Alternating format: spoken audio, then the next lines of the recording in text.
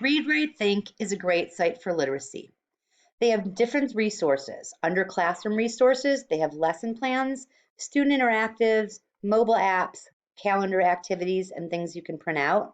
And under professional development, they have things about strategy guides, professional library, online professional development, and they have a new section, videos, which is not that big, but it's there. So you can go in classroom resources and just say you're looking for lesson plans and click on the lesson plan link. And it will show you, here's featured lesson plans you can look at, or you can look at by what most popular lesson plans are. It's up to you. So just say I went to featured lesson plans.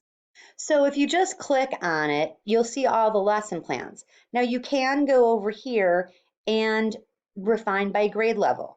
So you can look and see how many lesson plans there are for each grade level. So just say I'm looking at 8th grade. And there's 269 lessons, which is still a lot.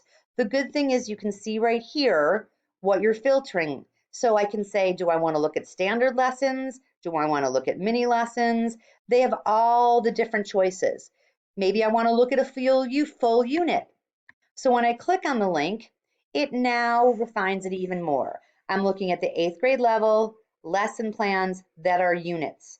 They even have learning objectives that you can go through and see, well, am I working on collaboration, comprehension, digital literacy, grammar, and it shows the numbers. So if I'm looking on, just say I'm looking on vocabulary, I can click on vocabulary, and now I'm down to 8. There's even a theme filter if you want to filter by theme. So let me just look at the first one. All you have to do is click on the link, and it basically tells you what it's going on. Learning filmmaking vocabulary by making films.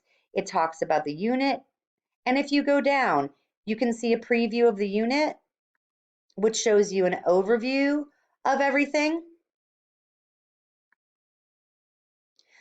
You can look at the resources and preparation, and I assume you can click on the standards, and it shows you what standards, Common Core, or you can select a state, or here's the national standards for English and language arts. So it really lays out lots for you, resource and preparation, what you need, the instructional plan.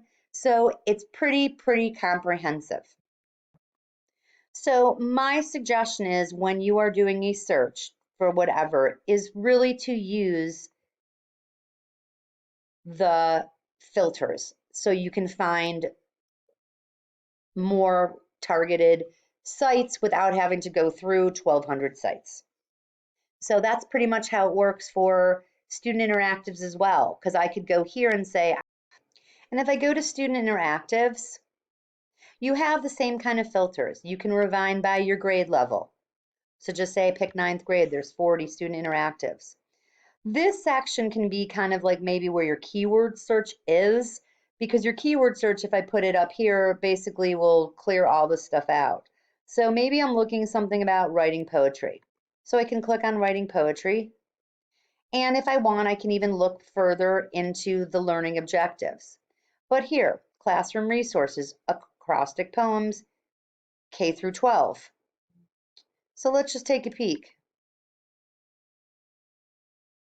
When you do a student interactive, it is talking about a website or some kind of interactive. It's not a lesson. It shows you about the lessons that include this interactive, so it refers to that. So you can see when you go to the lesson, you can also see what learning objectives are that as well. Okay, so you can scroll down and take a peek. It says Flash Player is required, so you have to make sure that's installed. And when you click on the link, sometimes it takes a minute, but it opens up the interactive. So it is something that the kids can interact with.